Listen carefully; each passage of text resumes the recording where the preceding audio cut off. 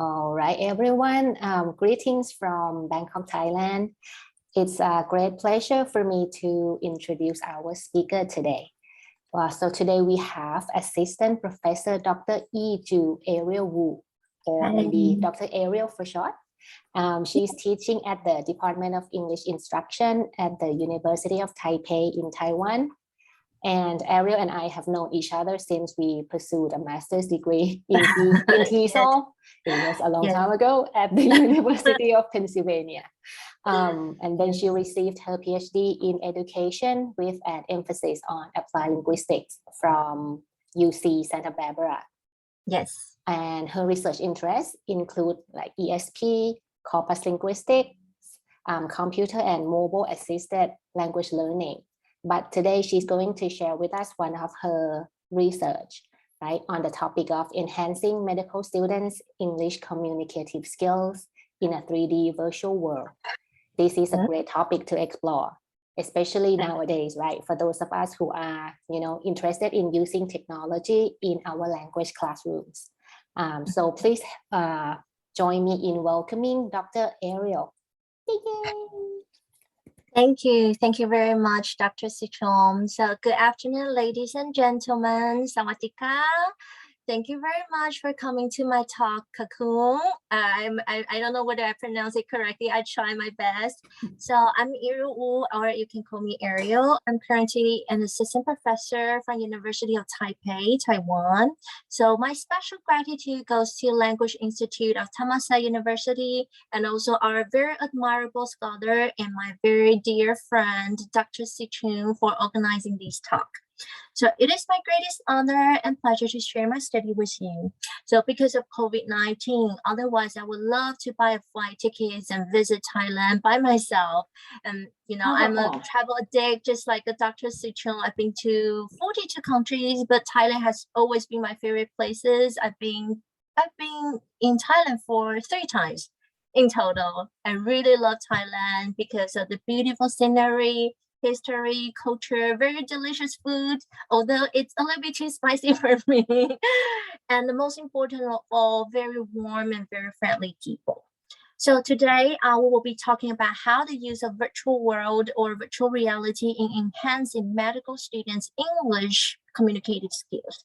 And I would love to share my screen with you. Okay. Can everyone see this? Yes. Okay, thank you. Okay, so before I start my talk, I will briefly introduce myself. So I'm Ariel, Dr. Wu. I'm from Taiwan, Taipei. As you can see from this photo, this is Taipei 101. It's one of the top 10 tallest buildings in the world. If you're interested, you can visit Taiwan. We are also known for very friendly people and very yummy food. So I got my PhD from UC Santa Barbara, and I got my master in TESOL from University of Pennsylvania, where I met Dr. Sichong. I don't know whether you remember this photo. This is when we were in our graduation ceremony a long time ago. And I got my BA from National Taiwan University, focusing on secondary education in English subject. And my work experience, I've worked in University of Taipei and National Taiwan University in the English departments, and I'm currently training English teachers for elementary school level. And prior to that, I worked in junior high school and also senior high school, both in Taiwan and in the United States. And my research area include ESP, virtual reality, corpus linguistics, and teacher education. So the outline of my talk today, first of all, I will briefly talk about what is virtual reality or virtual world. And number 2, I will share my research and teaching project. And then I will share the video made by my students. The medical students are using VR to do the role play of the medical scenarios. And those results are from 2 of my studies. One is from Educational Technology Society, which is also SSCI journal that is already published in 2019. And the other one is also, is under review. I will present the result from these 2 studies. And first of all, let's talk about what is virtual world and virtual reality. Before talking about that, I would like to ask you one question. What is the latest news about Facebook? Anyone knows what's happening to Mark Zuckerberg and Facebook recently? Anyone who would like to tell me? We got a few comments in the chat box. Metaverse is the key. Oh, yeah, very good. Yes, very good. So, as you know, Facebook has been changed the name to the Metaverse. So what is Metaverse? Metaverse is actually composed of two very cutting edge technologies. One is AR, and you know AR, right? For example, we scan a QR code and something pop up. It's AR. It's combining reality and virtual. And the other one is VR, is also the topic we are talking about today. So what is VR? VR, by definition, is a set of images and sounds produced by computer that seem to represent an authentic or imaginative place or a situation that a person can take part in. So, for example, as you can see in this photo, Mark Zuckerberg had a meeting with his colleagues or with his friends. This is in an on-site meeting. But in the VR platform, he can also have a meeting with his colleagues. It's a VR virtual platform. It's a VR virtual meeting, and that is in the metaverse. And as you can see, this is a real, in a Facebook, that is the real Mark Zuckerberg. And in the metaverse, that is the avatar of Mark Zuckerberg.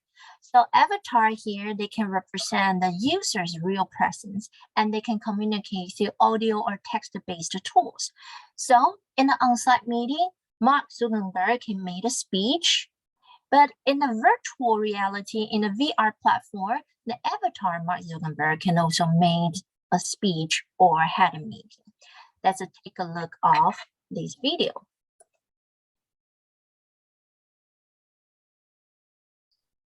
That is a real Mark Zuckerberg. That is avatar Mark Zuckerberg.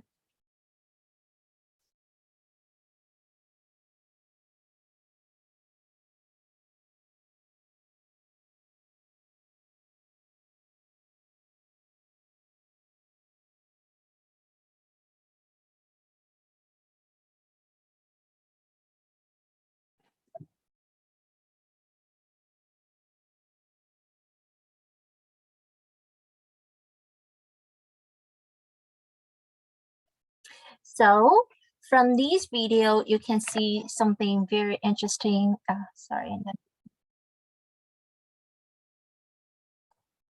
Okay, that is the end of the video. Let me go back to my, okay, hold on seconds. Okay, here. So from the video, it's very obvious that you can see two very interesting things. One is that there's an authentic situation. It's like a living room and it's in a meeting room, but there's also imaginative situation because there are some people or some monsters flying over. And the Mark Zuckerberg avatar, he actually used his avatar to communicate with other avatar in the VR room. So that is the virtual reality or virtual world. And there are two very important features. One is immersion, okay? Immersion, you can see that you are immersed, the Mark Zuckerberg avatar actually immersed in that context. And in the virtual environment, he can do so many different things. He can communicate with other people and he can actually conduct some missions. And the other very important feature is the interaction feature.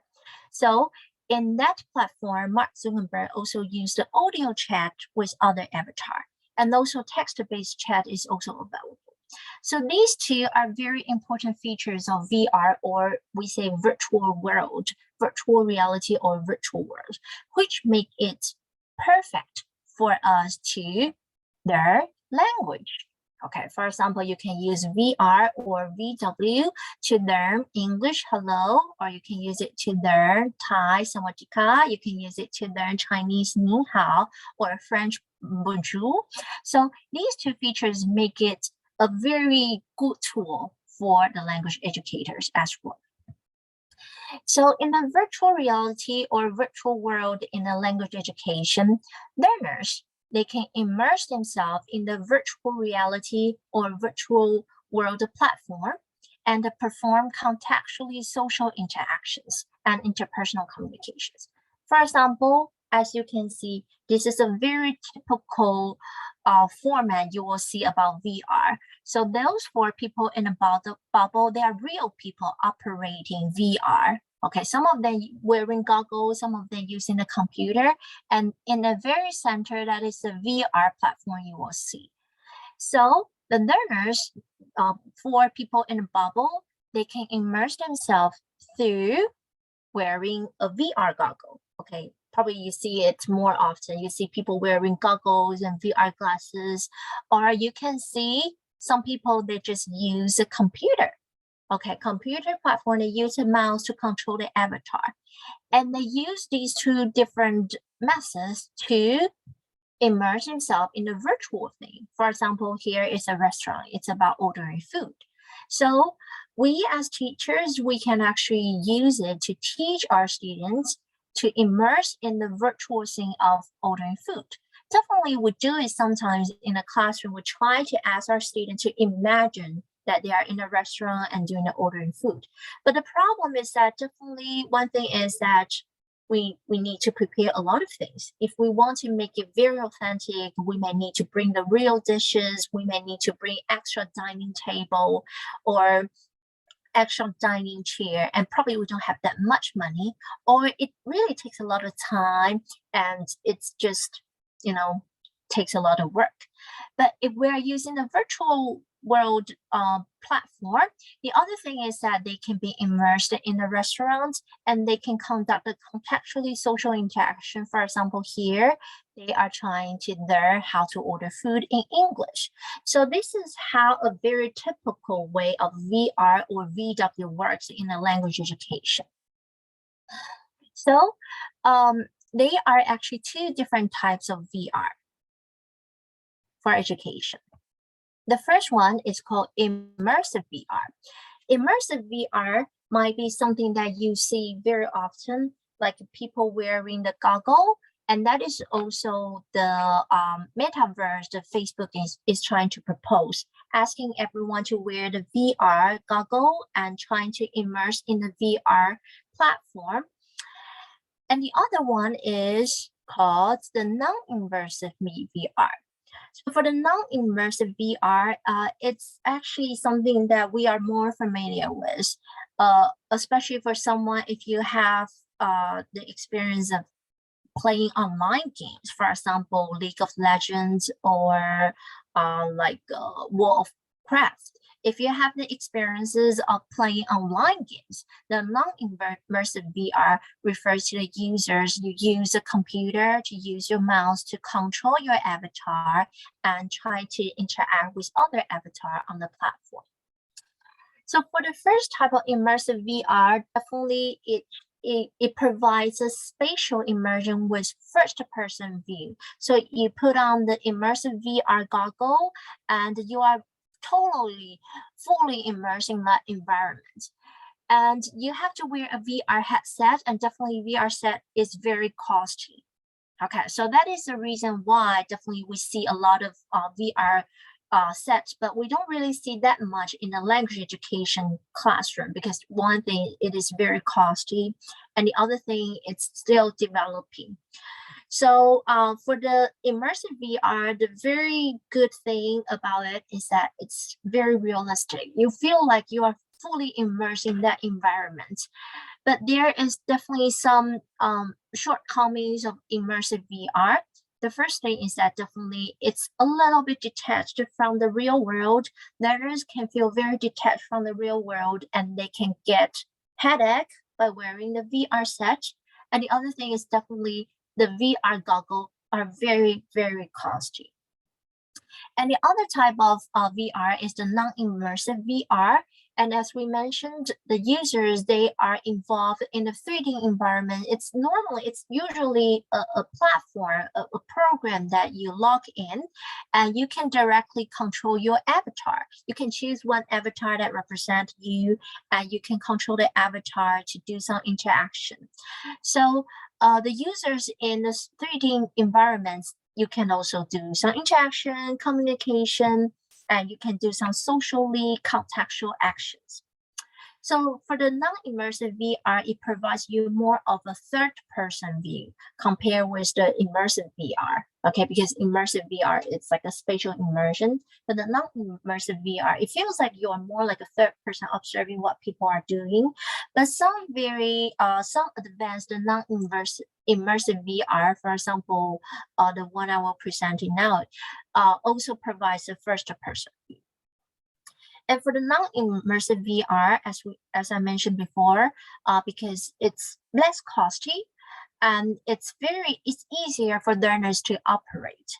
So the origin of VR studies in education focused more on non-immersive VR. For example, some of you guys might heard of Second Life. Okay, Second Life is actually a game.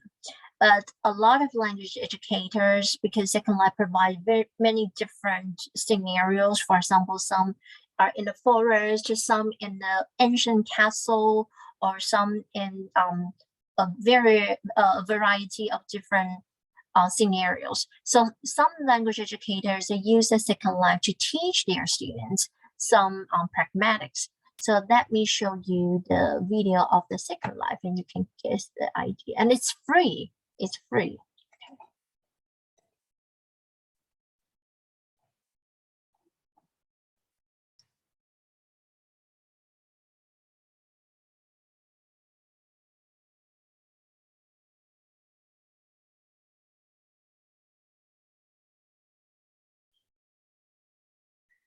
I think the video is not moving. Did you see anything as Anui? I can't, and I can't hear anything. But we do see the screen, say Second Yeah, Life, but saw the screen, but nothing moves. I think she's frozen as well, or not? Maybe.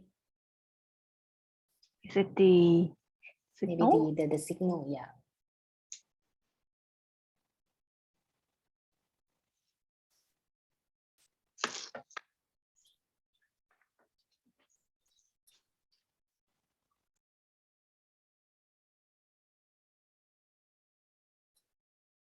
I'm not sure if she hears us, but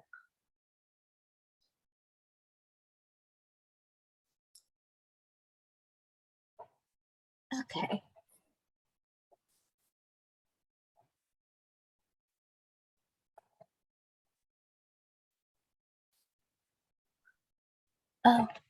Oh, sorry. There's a video working for you. no, we just saw the frozen screen, say Second Life, and that's it. Really? Okay. That means, that's weird. Maybe it's just the way that you share, perhaps. Yeah, I guess so. But I try in the morning, it works. But let me try. So probably I should try to start sharing again.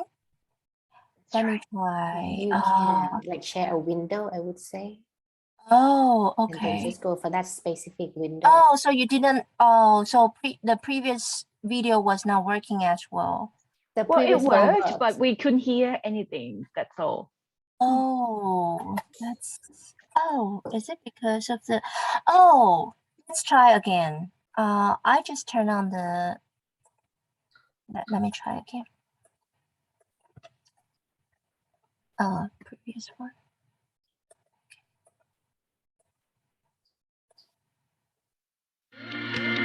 Does it work now? Does it work now? There's only sound, but not. This is only the video. sound. Yeah. Only the sound. But not the video. So not the video. Probably you have to share again. Maybe you can stop sharing and then Sure. Share a new window, or maybe. Okay. And then I share again. Probably I share a window. Okay.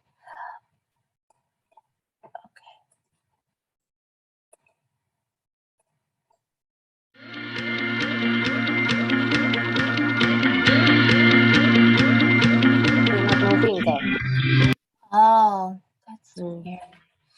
Or should I just turn? Hold on a second. Sorry about that. No, that's okay.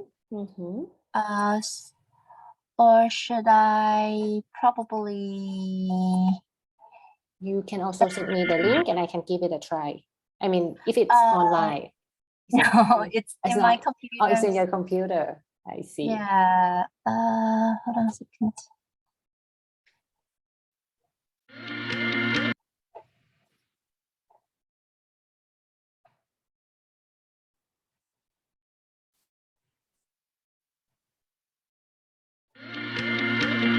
Hmm. Hold on a second. I think I should. Okay. Oh, because you embedded it into your PowerPoint, Yeah. right? I think probably the easiest way would be I just open the file in my computer, right? Yeah, and share that directly. I Yeah, think that really well. I'm sorry because It's okay. you know, like we always have. something Perfectly very fine. Yeah, it's an IT. Yeah. You know, techie thing. It's part of the experience, I would say, when you're doing things sorry. online. Yeah. Yes. In Taiwan, we use Google Meet. We are not allowed to use Zoom for a very weird reason. Really? Yeah, because the Chinese investment, something like that. Oh, okay. So we are not allowed. Yeah, sorry about that. That's okay. What about Microsoft Teams? Can you use that? Teams? Yes, we use that. But Okay. not the Zoom because there's like it's like a government policy. Yeah.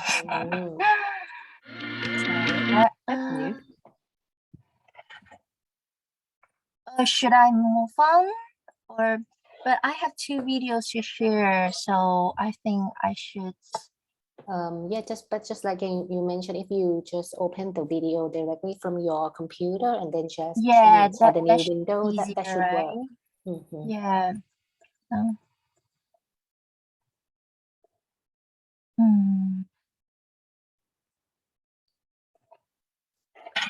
And thank you everyone in the chat box. They're trying to like.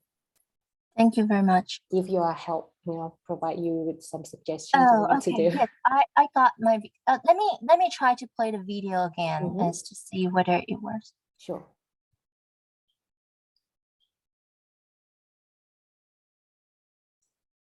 Does it work with you? We didn't hear anything because we have to share it first. You haven't shared it yet. Oh, okay. Hold on. You might want to share the screen.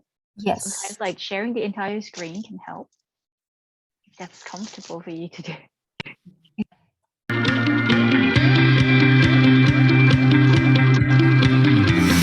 you hear that? Yeah, we can see and hear it now. Can you hear it? Yes. Oh, and you can see the movements of the. Yes, it works now. It's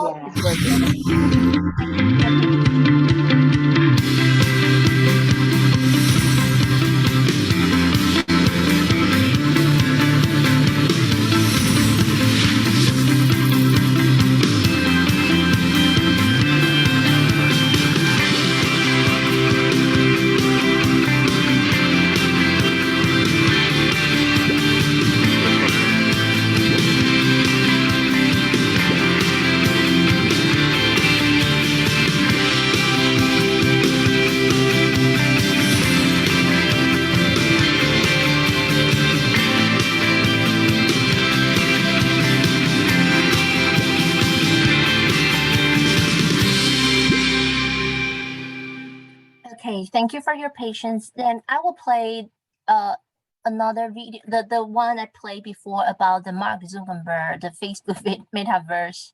Hey, are you coming? Yeah, just gotta find Does it work with you? Yeah. something to wear.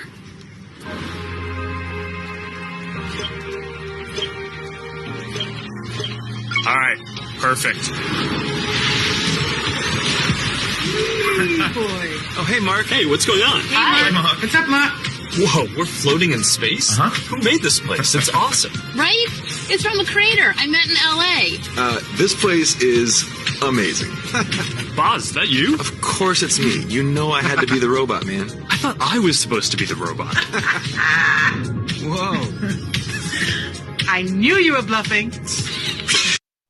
Okay, so let me go back to share my screen with you. Okay, can you see this? Not yet. Not your. Are you sharing your PowerPoint? Yes. We haven't seen I that want to yet. stop sharing first and then Okay, share sure. again. Let me go back. Yes. Yes. Does it work now? Yes. Okay, great. Thank you. Okay.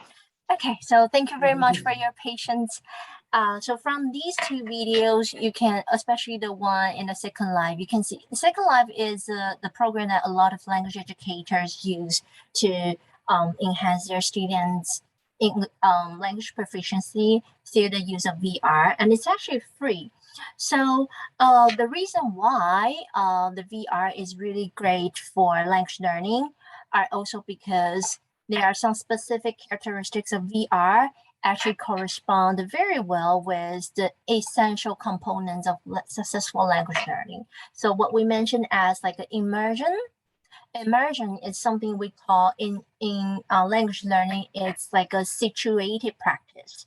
Okay, because we emphasize so much on we need to provide context for our students to learn the language use. Okay, so if a language is taught without a context, it's very difficult for students to understand the meaning and to try to have the output. And the other one is interaction. Definitely you are language teachers and you've learned social interaction. Social interaction is essential in language acquisition. So in the VR, learners, they can use audio chat or text-based chat. If learners, they're a little bit shy and they're not very competent in their oral proficiency, they can always use the text-based chat to do the interaction with other avatar. For example, in the Second Life, if you log in the Second Life, you can find avatar from all over the world.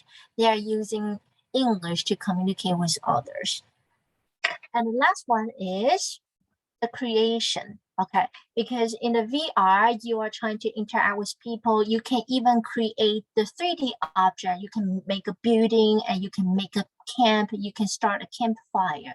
So these kind of recreation that involve in the VR echoes the authenticity principle in the successful language learning. Okay, because in the successful language learning, we always say that we should not only ask the students to make sentences, we should try to encourage them to make a real conversation that they can really use in their real life. That is the authenticity. So there are some specific characteristics of VR, and that is why the VR in language using echoing the essential components of successful language learning. That's why VR has been very, very successful. So based on prior studies, you can actually see that VR has been shown being very positive, very effective in different dimensions of language learning, including listening, speaking. Most of the studies of VR focusing on listening, speaking. Okay, because they use it to chat with other people. But there are also some studies focusing on reading and writing, and also vocabulary, and even cross-cultural communication. These different dimensions of language can be enhanced by the use of VR. And in addition to different dimensions of language, there are some benefits that the learners can get from involving in VR. For example, authenticity to the classroom. So basically, you can see from the Second Life, we bring the world into the classroom. We bring something authentic to the classroom through the VR platform. And also it enhances the learner's motivation and collaboration. So as you can see, it's very exciting. It's a lot of fun. It's very different from, Blackboard and take notes kind of English classroom. So it enhances their motivation and collaboration. And also it enhanced autonomy and ownership, because some of the learners are originally in the classroom, in the language classroom, they are very shy and they are not very confident in their language proficiency. They see themselves as a failure. But in the VR platform, they take another identity as the role they play in the VR platform. And they might be very successful because they can do so many things on that new platform. So it gives them a thin sense of autonomy and ownership. And also it promotes self-directed learning. Self-directed learning means that they can learn based on their own pace. And they even use it at home beyond the classroom, not as part of the assignment, because they find it very exciting and love it and want to join the community. And it also enhances their critical thinking because, as you can see on the VR platform, you can take on different roles. When you take on different roles, you kind of gain and you accumulate multiple perspectives. So it also enhances students' critical thinking ability. And in terms of learner perception, because prior study also used like a questionnaire and interview to ask whether students are really enjoying this platform. And it shows that most of the students, they love it very much. They found it gives them a presence because it's a situated learning.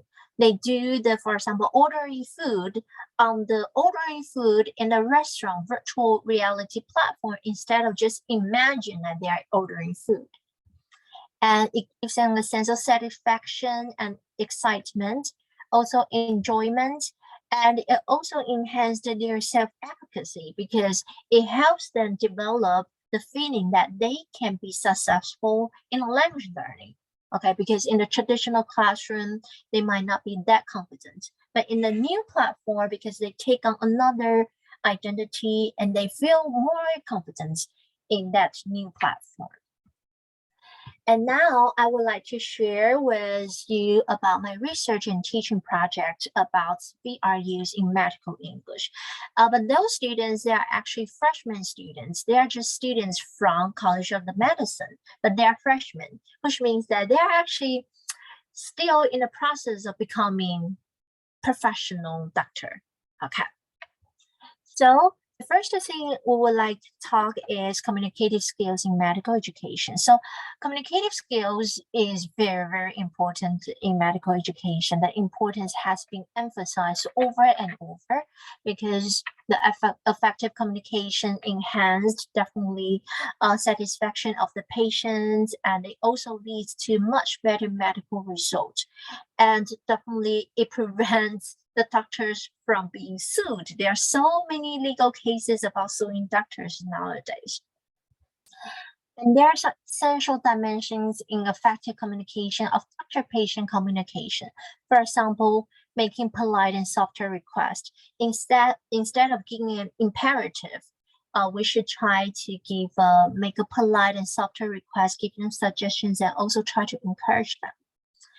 And when you ask the patients about the family history and social history, you need to think about when to use closed questions and when to use open-ended questions. So for example, as language teacher, we know that we should try to ask more open-ended questions so that students can be more positive, can be more participative in the QA session.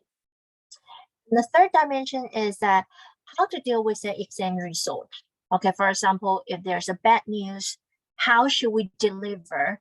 How should the doctors deliver the result to the patients? Instead of saying that you got cancer, they should be doing something else. They should say something else more indirectly and more encouraging. And also how doctors can show empathy, show that you really understand your patients instead of just a doctor and a really remote doctor who is just trying to fix your problem rather than trying to understand you. And how to work in a team.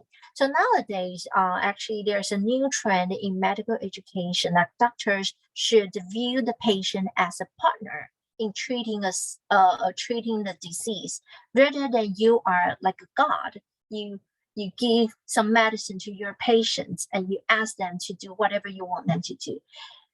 Instead, they should be like a partner relationship. It should be like a working in a team.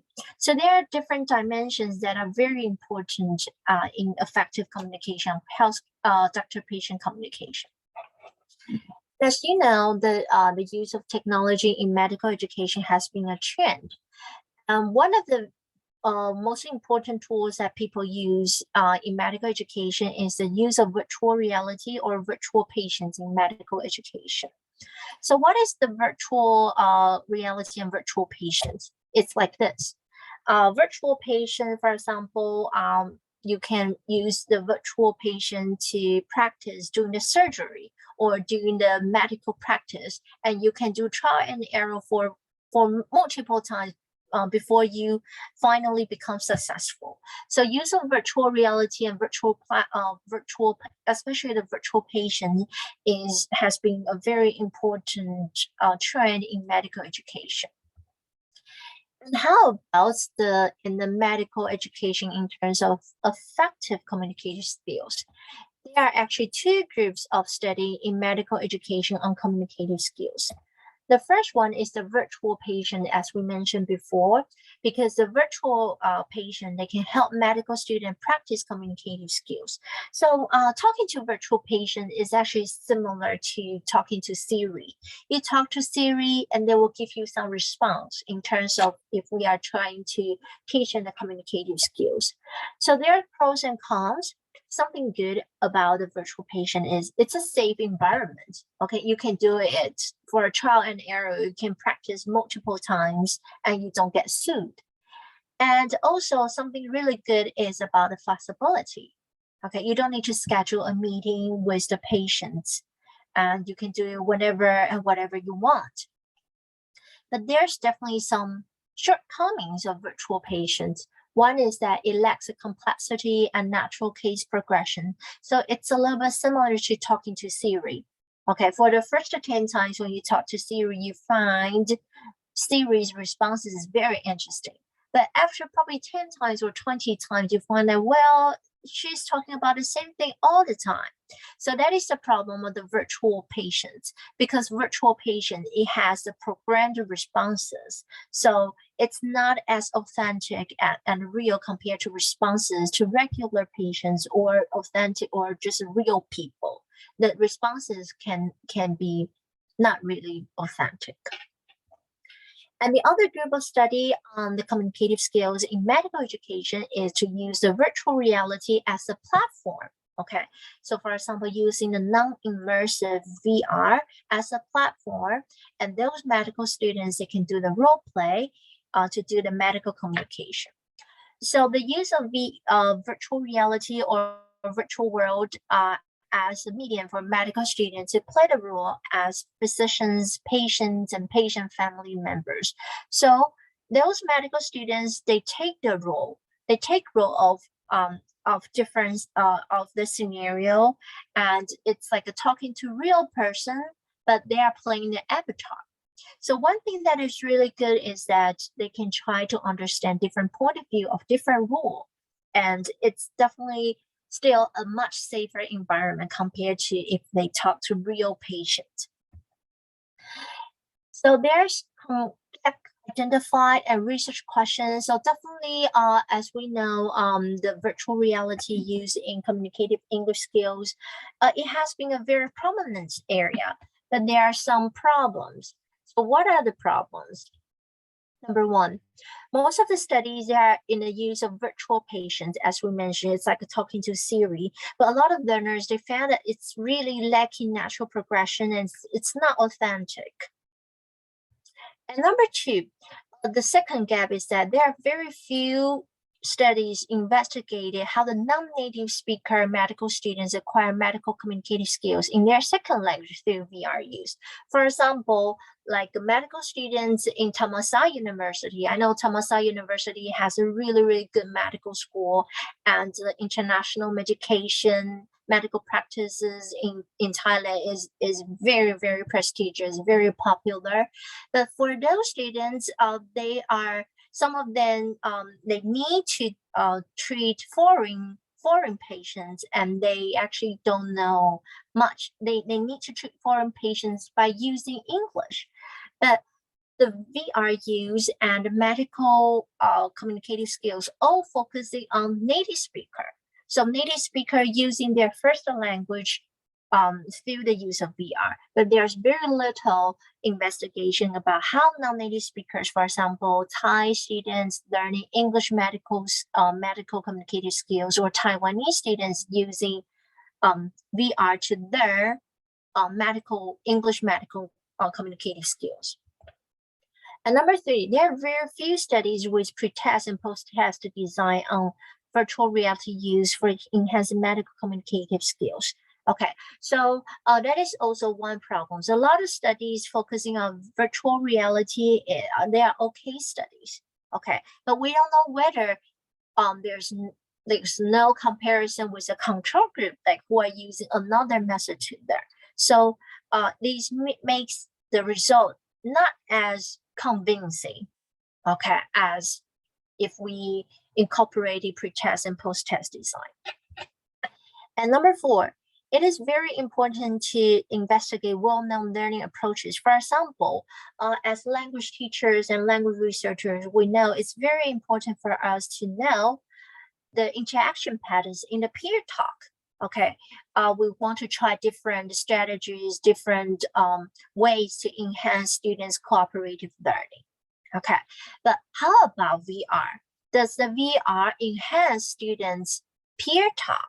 Does it help them in incorporating more cooperative strategies? We don't know. And that is actually very, very important for us as educators. The research question of my first study, there are 2 main research questions. Number 1, what are the differences in learners' use of healthcare professional patient communicative skills through role play via the virtual world platform and role play on stage?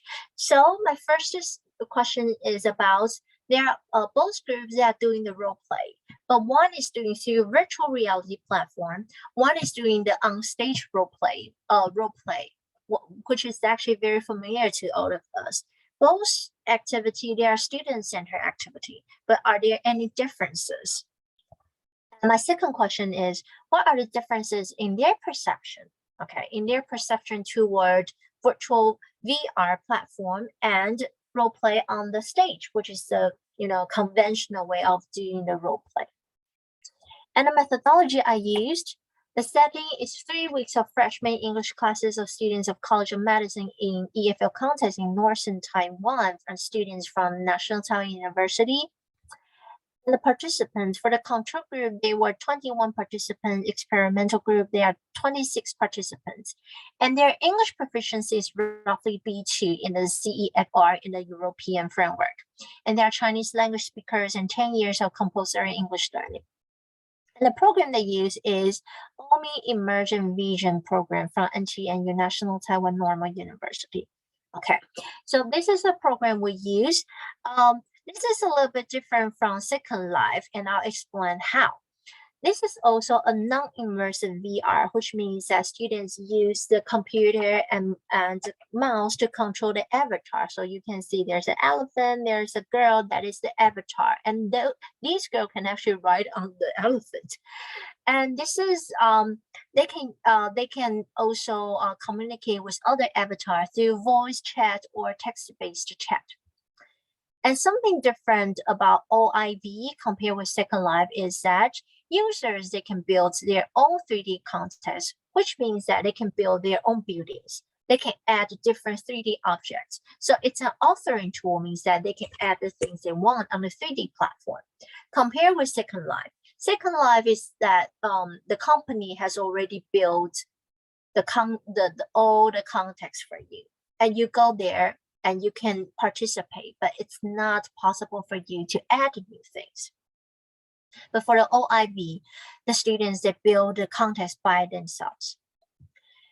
And there's immersion interaction. They can chat with others and they can also interact with the objects and also avatar and also different context.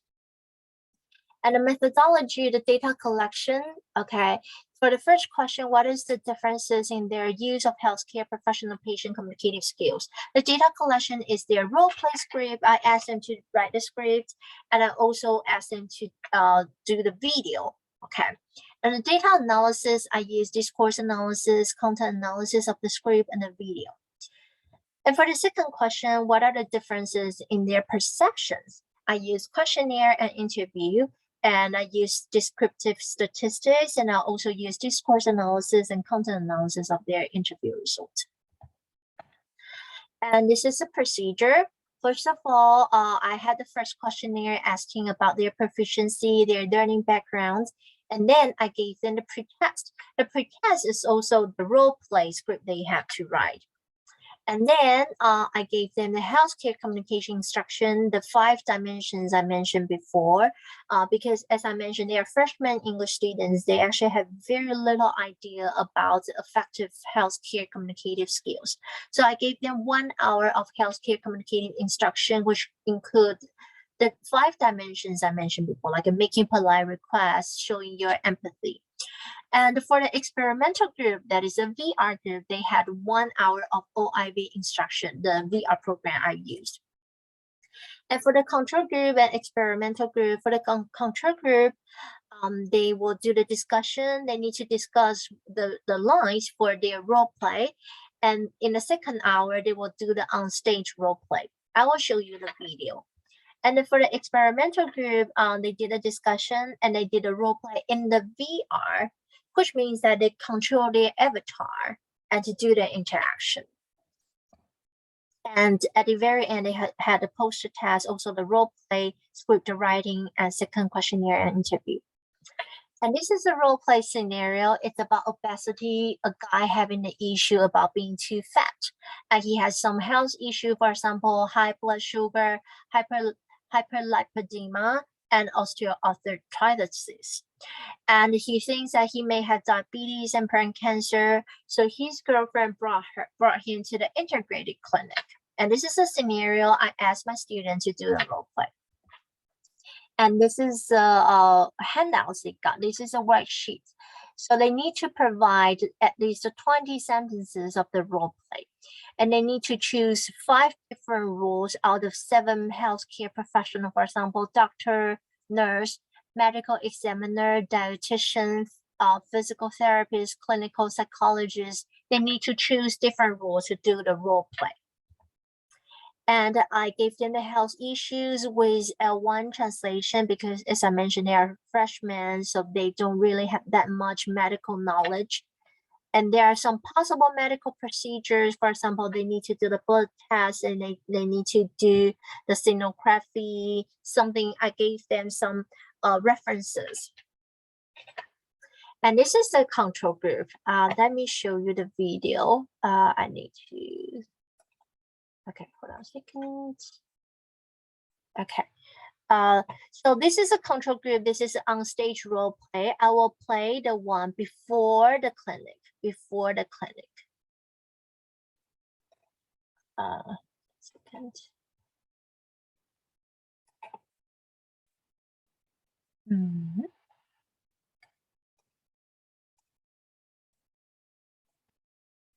Before the, okay.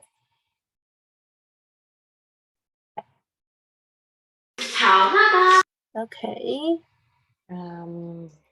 I think we can only hear the audio right now, but not the image. Oh, not the, okay.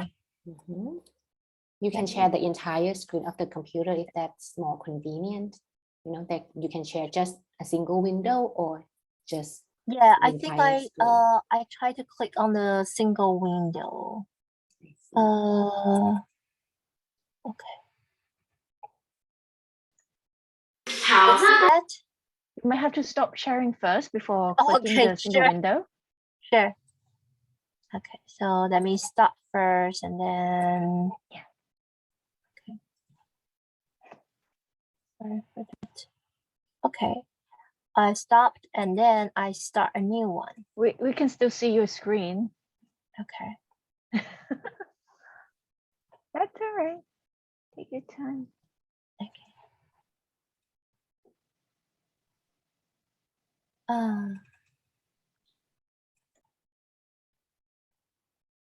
Actually, if you just press share screen and go again, okay, now it stops. So you it's my screen now, right?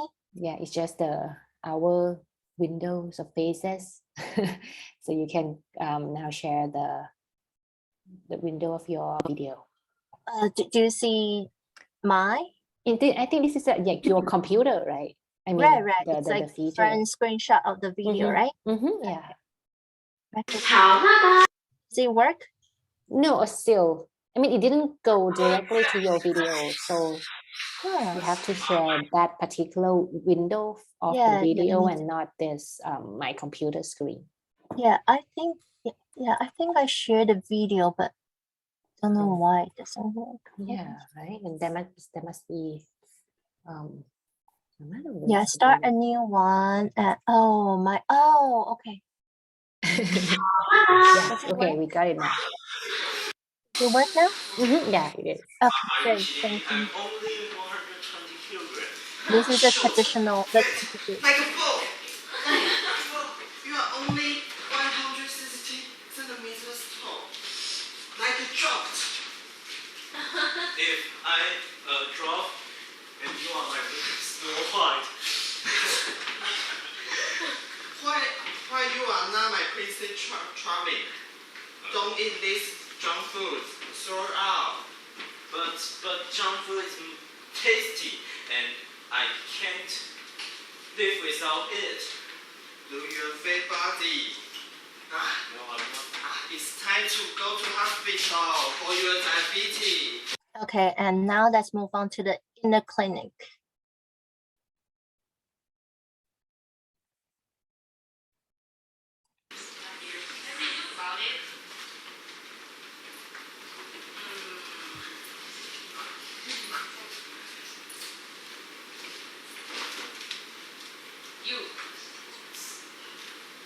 How you exercise in your daily life? I do exercise slightly and yeah, because I have to exercise every day. No. This is cashew potato. Never exercise. No, I use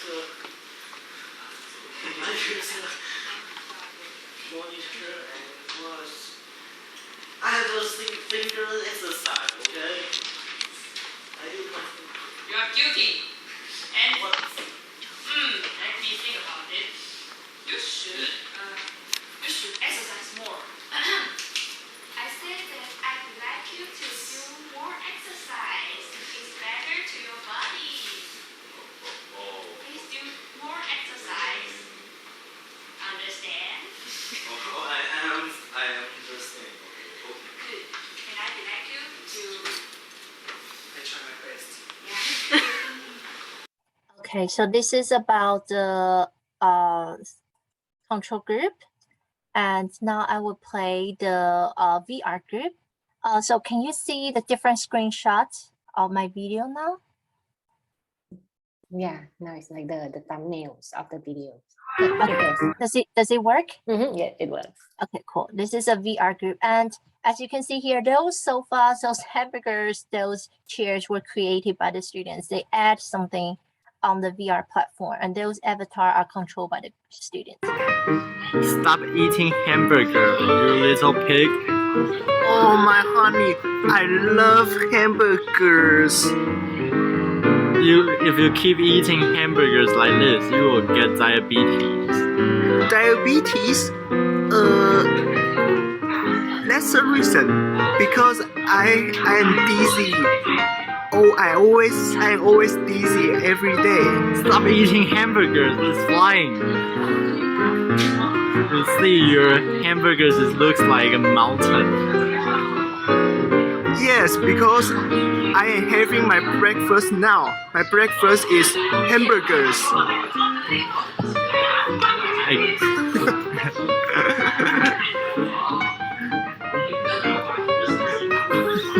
Well, I will take you to the doctor. Let's take my helicopter.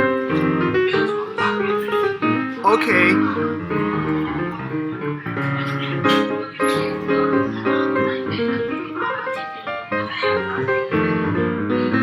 Get out of the car. Get on it. Okay. Wow, you can fly a helicopter.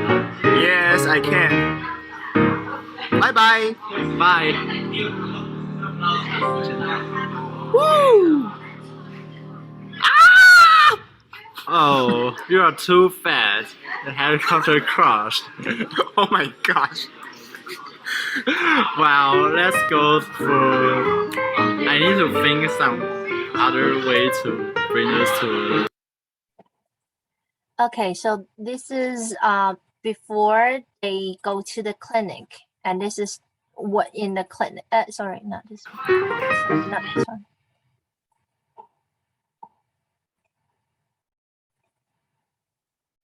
Okay, what's bothering you? And they also build the hospital by themselves to take the medicines. I am tired and dizzy all the day. I think I have Diabetes. yes, diabetes. May I ask you how heavy you are? Oh, my weight is 200 kilograms. Oh, that's too heavy. What do you eat every day? My breakfast is hamburgers and my lunch is breakfast. My dinner is hamburgers too. Oh, you really need a change right now. But I don't want to change because hamburgers are very good. Hamburgers are not good. It is not that hard to change, Johnny. You can exercise 30 minutes every day. Eat less hamburger. Is everything okay with you? Alright. I'd like you to take a blood test for me, okay? Please follow our beautiful nurse. Okay, so this is about their video. So let me stop the sharing and share my PowerPoint again. Okay, can you see it? Yeah, we can see Okay. like did you enlarge it? I mean the PowerPoint, because we can see like the entire Oh yes, program, I but not not the full, not like the full Oh, screen. okay, sure. How about this? Still the same. Oh.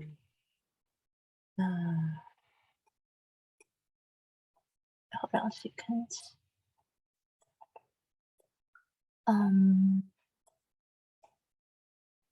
That's strange. I mean, I didn't even see your like cursors moving.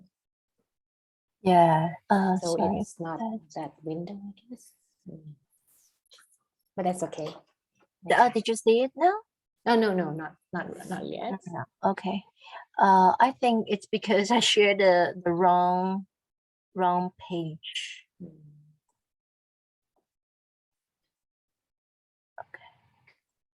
Okay, I stop again and share my monitor.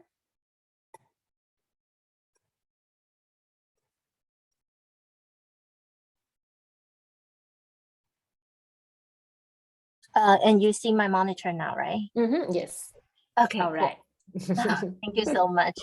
Okay, so definitely there are very obvious differences you see from these two videos, and I will directly go to the results. Sorry, I spent some time on the It's okay. We still have like 25 minutes. I mean, we might have smaller, I mean, less time for Q&A, but you know, we don't want you to like rush and go out of your breath. So it's online anyway. So yeah. Okay. So for the first question, what are the differences between their use of communicative skills in two different platforms? So from the videos, you can see one thing is that the first is about the introduction of the situation and symptoms.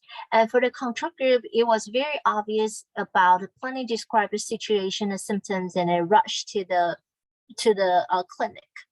But in the experimental group, in the VR group, they provided more contextualization. So they utilized the 3D scenarios and 3D subjects, such as vegetable stands, or even like you saw, like they are using hamburgers and are using like flying the helicopter, but then crashed because of the obesity issue. So they are providing more contextualization to bring up the issue of obesity compared with the control group. And number two, about the sub-scenarios included, for the control groups, they only included the clinic and the patient's home. So they started in patient's home saying that, oh, you're too fat and we need to go to clinic, and a rush to the clinic. But for the experimental group, there are multiple scenarios and plots. Some of them were imaginative and some of them are authentic. For example, flying helicopter and the helicopter crash is definitely imaginative. It's just impossible in the real world. But they try to use this to provide a context of the obesity. Number 3, the type of life experiences and knowledge draw in. So in the control group, they draw on a lot of conventional knowledge and the treatments from prior experiences. For example, taking a shot, it's very similar to mosquito bite. This is conventional knowledge they had. But for the experimental group, we found that there are more innovative medical treatments. For example, they are trying to use new knowledge, new medical knowledge they learned in college into their role play. For example, these VR also provided a scenario about night markets. Night markets in Taiwan, and I know in Thailand is very, very popular, a lot of very yummy food. So one of the group even set the scenario started in a night market, and a dietitian went to the night markets with the patient. And this is a new innovative medical treatments that hospitals in Taiwan are trying to propose nowadays, like dietitians or the medical doctors that go to the places with you to check your situation. So in the experimental group, because of the 3D platform, they seem to incorporate more innovative medical treatments that they've learned in college. And for the control group, when we are trying to find about the doctor, whether the medical students playing doctor, whether they adopt the new communicative styles, we found that the doctors in the control groups, they are actually in a struggle. Sometimes they are very authoritative, but sometimes they are trying to adopt new communicative styles, which is more friendly, approachable, and equal status. For example, the video I show you about the girl playing as a doctor, she says something like, patient and patient girlfriend talk about why he has an obesity issue. And the doctor said, you are guilty. You are the one to be blamed. Let me think about it. You should exercise more. So these two gives people a more like an imperative, give a comment. But the doctor gently set her own face, showing that, she feels that she said something wrong. She shouldn't say that because she wants to be a doctor with new communicative style. So she tried to soften her stance, saying that I said that I would like you to do more exercise. So I would like you to do more exercise. These kind of sentences is more like it's a new style. It's a more friendly, approachable style that we taught them in the class. And it's better for your study. It's better for your body. And the doctor said, please do more exercise, understand? So at the very end, she switched back to the authoritative doctor. So we can see some struggling in between authoritative doctor, which is very common in Taiwan. I don't know whether the case in Thailand, but probably similar. Doctors are very authoritative because, they are like the god. But in the Europeans or European countries or United States, the doctor should be very friendly, approachable, and trying to show empathy. But in the control group, even though they learn that, they are still, not very in the struggle in between two different styles. And for the experimental group, you can see that they successfully built rapport with the patients. So for example, doctor said, can you tell me what seems to be bothering you? So she's using a polite form, using a question as a request rather than give a comment. And then the doctor also said, it's very possible to be just a heat stroke. Don't worry. So she tried to comfort the patient, showing the empathy. And so you may have other diseases. So she's trying to use some hedging strategies, trying to soften her stance. So that is the differences between control group and experimental group in terms of the doctor style. And in terms of how doctors talk to other professionals, for example, doctor talking to nurse, there is also a huge difference. For the control group, the doctor is still very authoritative. For example, the doctor said, I want his blood test. More detail, the better. And the nurse said, okay. And doctor said, go get it. So the doctor is very authoritative and she seems to be very angry. Compared with the experimental group, the doctor said, oh, Dr. Wu, do you feel free? Dr. Wu is a physical therapist, but the doctor call him and say, "Hello, Dr. Wu, do you feel free? Could you handle it?" So the doctor is using a polite form, using a question to request for the confirmation instead of just giving a command, just like the doctors in the control group. And number two, what are the differences in their perception? So it shows that, for example, the VR groups and the control group, both of them took the questionnaire. Number one, help my communicative skills, or help my general English proficiency, or I think I'm more creative, or it's more interesting, imaginative, those things. It shows that the control group and the experimental groups scored higher compared with the control group. Okay, so the VR group students found it more imaginative, more useful in their language learning, and also makes them more eager to communicate in English, except for one dimension, makes me more emotionally involved in the role play. The control group, because they have face-to-face interaction, so it seems that it makes them more emotionally involved compared with students from the experimental group. So the discussion, number one, why the VR groups of students can acquire the new style of communicative skills is because of the second language socialization.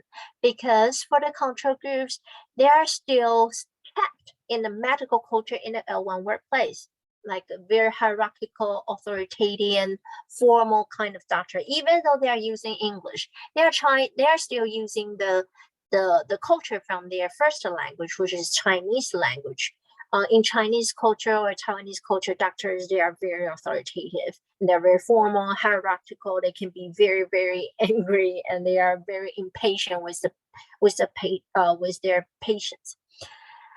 And compared with the VR group, the students, they seem to, because of the 3D object, the new platform, and you can see people were being very creative. These platforms help them transcend the medical culture in the L1 workplace. So the medical culture in the L2 place, the English workplace, valued egalitarian, means equal status of doctor and patient, rapport building, connection building, and the use of informality and humor. So you can see the doctor in an experimental group, they are very different. And the reasons, number one, is that probably because it's the authentic context provided by the VR, and it also gave them a lot of excitement and imagination. So it helps them transcend the medical culture in the L1 place compared with the ones in the control group. Number two, it also facilitates their adoption of multiple perspectives because they need to take different roles, and it also helps them develop different ideas and use different innovative medical knowledge. And number two, it shows that because the immersion and active learner participation, it helps non-native speakers' communicative skills. So Taiwanese students using English to acquire medical communicative skills, they are actually learning two things at the same time. One is English. The other one is the English communicative skills in medical discourse. They are doing two things at the same time, and the VR helps them a lot. But there are some pitfalls, and definitely because it's not face-to-face, so it's less emotionally involving. So this is the conclusion on my first study, and I would like to also talk a little bit about my second study. Is that, yes, the first study shows that the qualitative data shows that the experimental group, they perform better, but do they really perform better quantitatively if we use pre-test and post-test design? And number two, is there anything different in terms of their group discussion and the peer talk? We should try to investigate that. So this is the reason why I continue my second study, my analysis of my second study.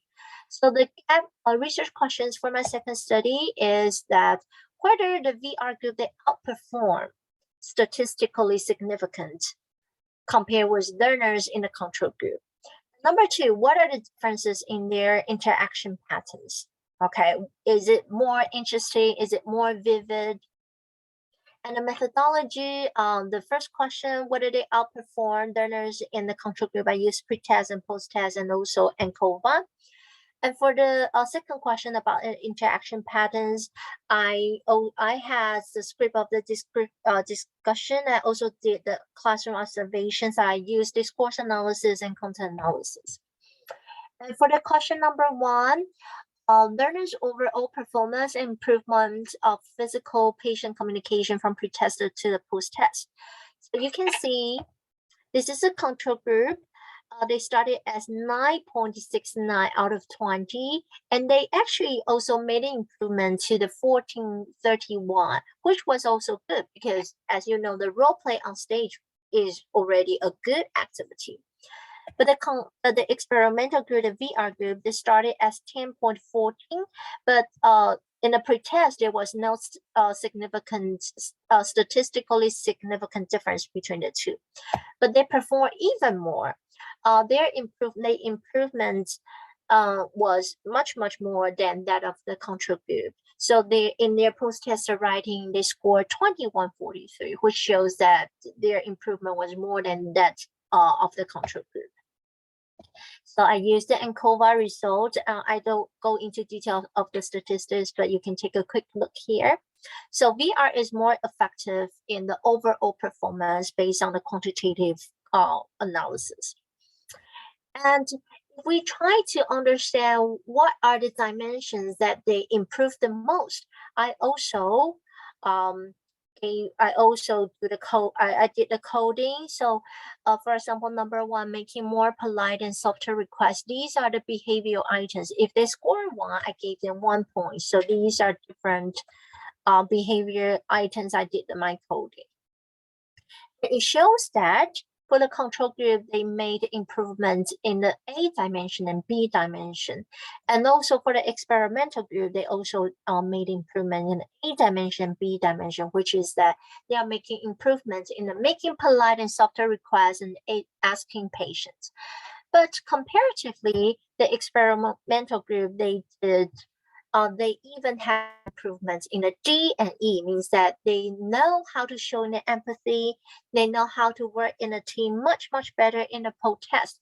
But for the control group, they did not make improvement in these 2 dimensions, which means that VR group outperformed control group, especially in showing empathy, showing that you understand your patients and working in a team with your patient, these 2 dimensions. And the last the second research question is about interaction patterns. I would like to know whether there's different interaction patterns in these 2 groups. So I used the model developed by Storch. So there are 5 different interaction patterns. There are 3 interaction patterns that are not conducive to learning, which means that it's not beneficial for learning. Passive, dominant, passive means that, you know, you don't actually learn if there's interaction pattern like this. Okay, but for there are some other type of interaction patterns that are conducive to learning, beneficial for learning. For example, expert novice, you try to teach people who don't know, or collaborative. Everyone contributes something to the group discussion, and it's symmetrical participation. And these 2 type of interaction modes will be conducive to learning.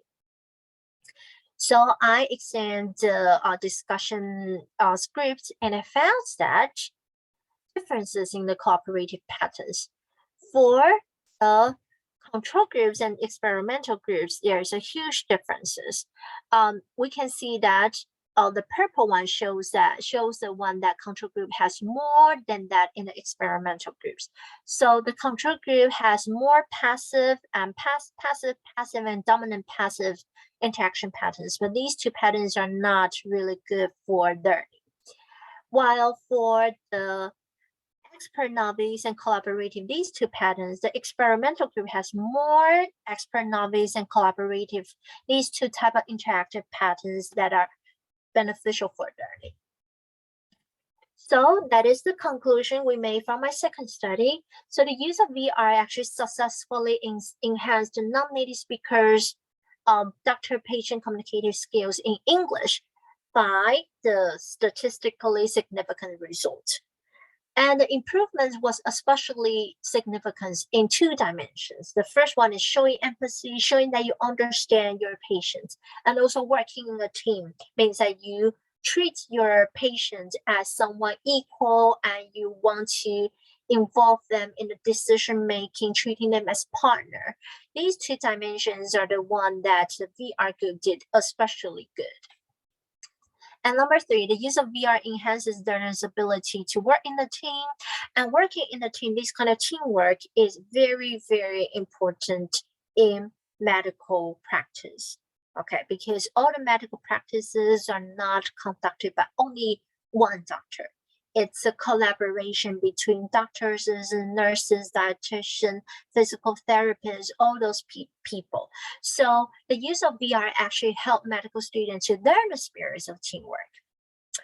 And number 4, learners tend to display more interaction patterns that are conducive, beneficial to learning, collaborative and expert novice interaction patterns when they are using the VR. Compared with the control group, control group sometimes they just divide the work. They divide the work and each one wrote a part of the script. And it's kind of collaborative. It's kind of collaboration, but it's not cooperation. They are very different kind of interaction patterns. So we found that VR actually, those learners, they have more interaction, the collaborative interaction patterns and expert novice interaction patterns. And that in turn enhance their success in acquiring the English medical communicative skills. So that's all for today, and thank you so much for your patience and thank you so much for your participation. So now we have 6 minutes left, so we would like to have the Q&A. Anyone who would like to have the Q&A? Thank you very much, Ariel. Thank you, Dr. Sichong. Thank you everyone for your patience. If you have questions, yes, you can feel free to just yeah, turn on your microphone and ask, or if yeah, you want to send us messages in the chat box, you can do that. Yeah, thank you very much. It can be on the chat box or you can raise talk to me. Any comments you would like to give? Does a participant have the prior? Oh, thank you very much. Is Athawit? Yes. Thank you very much. Oh no, they did not have experiences in the VR creation. Thank you very much for the question. That's a very good question. So for every kind of technology used in the classroom, even if it's a really simple one, for example, using Line, we need to give them the training. So yes, in the first questionnaire, I asked them whether they have the experiences in the VR creation, and they did not have the experiences. They have the experiences of playing online game. But not using that kind of platform for learning. So no, they did not have the experiences. And I also spent like 1 hour to do the workshop to give them the step-by-step hands-on hands-on training. Thank you very much for the question. Thank you very much. Thank you. And thank you everyone for your great patience. Yes. We have another question. Study model.log. Yes. Thank you, Ducrute, the question. Thank you very much for your question. Yes. So prior to their discussion, I gave both groups 1 hour of the dialogue. So they were provided the dialogue and examples of the effective medical communicative skills. But something interesting is that we found that the VR group, they used more that kind of dialogue compared with the control group. The control group still, as you see, they're still in between those 2 different styles. And sometimes they did not use the new conversation dialogue I gave them. I guess probably it's because of the conventional setting. Like doing the role play on stage is like a conventional learning method. So they are sometimes struggling in between 2 different styles. Thank you very much. How did they write the dialogue? Oh yes, so that is also what I shared with you. I gave them a Word documents, like a handout, and I gave them like you need to write at least 20 sentences, and then you need to choose different characters, different rules, and then there are some medical situation. I gave them like a paper-based handout. They just write it on it. And because it's 3 weeks, so for the control group, they can bring the handout with them to do the onstage role play. If you watch the video carefully, you can see that they actually had the script with them. And for the VR group, they can also bring their script. Yes. Thank you very much. Thank you, Juthamas. Thank you very much. While we're waiting, shall we take a photos? Let's just take some group photos. In case anyone wants to use it as a evidence for their participation it would as be well. Lovely. Okay, yes. So can you stop sharing the screen for a bit, and I will take some screenshots of everyone. So if you want to be a part of this photo, feel free to turn on your camera. And I will just send you the link to the evaluation form. So it will help us a lot if you can complete that for us. Okay, anybody else? กดกล้องได้นะคะ ไม่เยอะเนาะไม่เยอะ we don't have a lot of like faces today. That's okay. Okay, let me take one shot right now. Smile. 1, 2, 3. Let's do one more just in case. 1, 2, 3. Okay. Do we have any other questions from anyone? Comments? Thank you very much. Thank you. All right.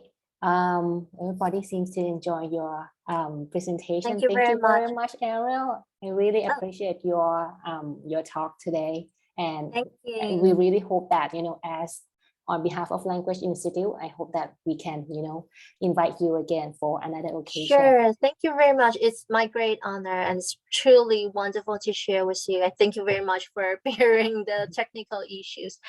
For teachers, if you want to use the VR, I would suggest you start with the Second Life because it's free and it's easy to log in. You can, for example, I use it in my composition class. I asked my student to write a descriptive essay about ancient Egypt, and they actually don't know much about ancient Egypt. So there are scenarios about ancient Egypt. So I asked them to log in and to take a look, and they can even communicate with people who are in other avatar from Egypt.